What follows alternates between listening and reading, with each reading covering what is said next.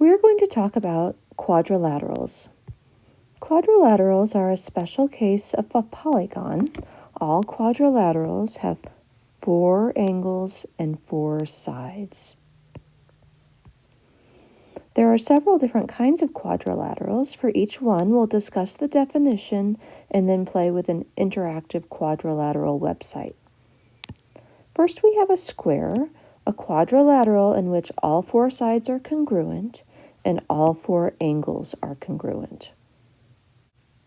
So here we can have the square marked and we can see 4 congruent angles, means all 4 angles are right angles, they're 90 degrees. And 4 congruent sides mean all 4 sides have the same length. I can make this a bigger square or a smaller square. I can rotate it, but always it has 90-degree angles and 4 congruent sides. Next, we have the rectangle, a quadrilateral in which all angles are congruent. This is almost the same as a square, but one piece is missing. A square needs all 4 sides congruent, and the rectangle says nothing about sides, just the angles. So we're back at our square, and if I change the setting to rectangle, the picture doesn't change because actually a square has 4 congruent angles. So every square is also a rectangle. But not every rectangle is a square because here we have 4 congruent sides, but I can change that. So now opposite sides are congruent, but not all 4 sides. But no matter what I do, it always has 90-degree angles. Next, we have the rhombus, a quadrilateral in which all sides are congruent. So it's also similar to a square in that all 4 sides are congruent, but the rhombus says nothing about the angles. So let's have a look. Here's our rectangle, and now we'll hit rhombus.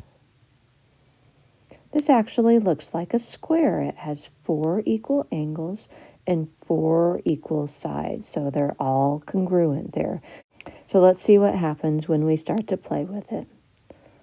Still, all the sides are 150 units, but now I can make it such that we don't have right angles. It's possible to have right angles, but we don't have to. So notice 4 congruent sides, and it turns out that opposite angles are also congruent.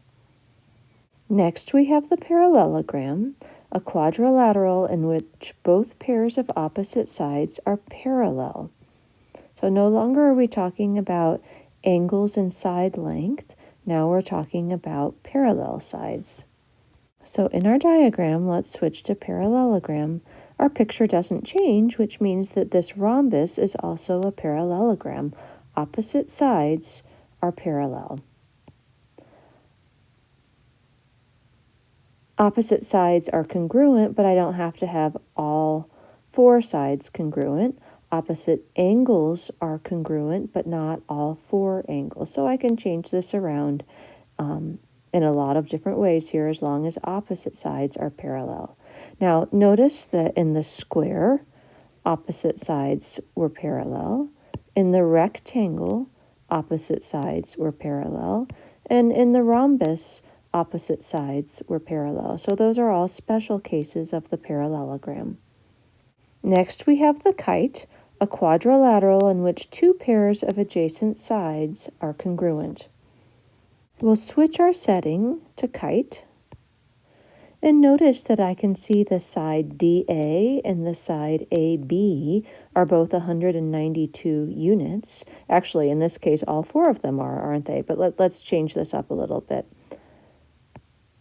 So there's a classic kite. Looks like something you could fly in the sky. You can see side AD and side DC are both 154 units. And then the other 2 sides are 264 units. So adjacent sides have the same length. They're congruent. I can play with the angles. They're not necessarily 90 degrees. I can play with the sides, and I don't necessarily have opposite sides parallel. Finally, I have the trapezoid that comes with a warning. There's more than one definition, so depending on what textbook you're using, we might have a different definition. Different definitions can be useful in different situations. One is considered an inclusive definition and one is an exclusive. The inclusive is a quadrilateral with at least one pair of parallel sides. So this means that you could also have two pairs of parallel sides that wouldn't go against this definition, but definitely you need one pair of parallel sides. The exclusive definition is a quadrilateral with exactly one pair of parallel sides. So this excludes shapes in which both opposite sides are parallel. Here we could only have one pair parallel. Let's see what our interactive does. This shape right here has no parallel sides, so this is definitely not a trapezoid. Let's switch it over and reset here so we can see that the top and the bottom there are parallel, and I can change this to be kind of the classic trapezoid shape. I can move it around a little bit, and let's see which definition this interactive tool is using. So it allows me to move it in any way as long as it maintains the definition. So here, if I had a parallelogram, let's actually switch to a parallelogram and then to a trapezoid. It lets me have opposite sides parallel. So this would be the inclusive definition because it says we have to have at least one pair of parallel sides, and then who cares what the other pair is? It could be parallel or not. So some sources restrict you to only one set of parallel sides. So we started to look at relationships between quadrilaterals. One activity that sometimes comes up in the K through 8 math are these statements where you have to identify where it's always true, sometimes true, or never true. So here we're going to look at two. A rectangle is a parallelogram. Is that always true, sometimes true, or never true? And then a parallelogram is a rectangle. So one way we're going to look at this is we're going to draw a Venn diagram. Here's our Venn diagram. On the left, we'll have rectangles. Rectangles must have 4 congruent angles. On the right, we'll have parallelograms. Parallelograms have opposite sides parallel.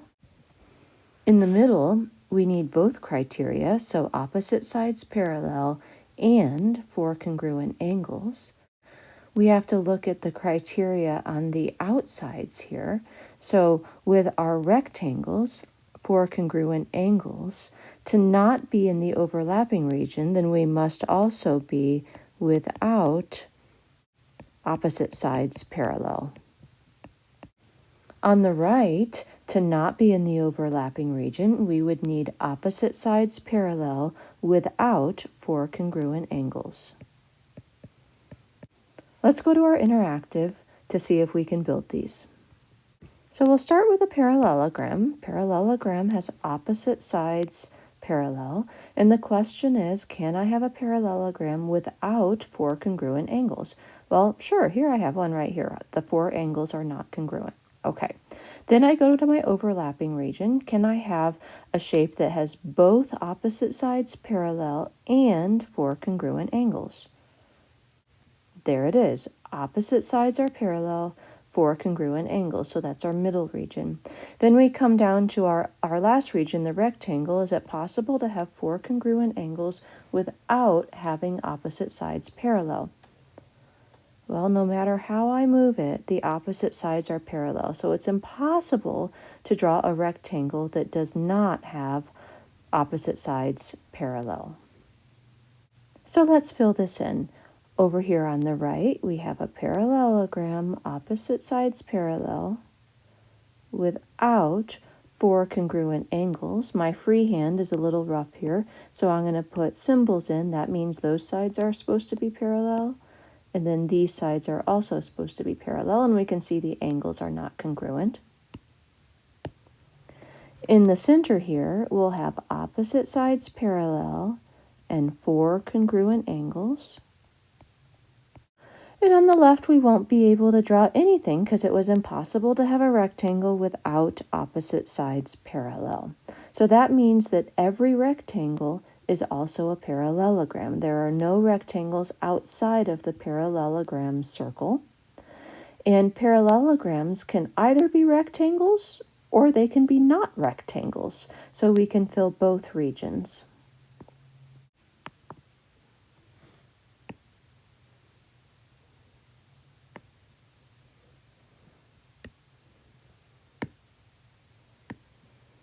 A rectangle is a parallelogram. This is always true. A parallelogram is a rectangle. This is sometimes true. So we might go back to our examples where we could say this is a parallelogram that is a rectangle. This is a parallelogram that's not a rectangle.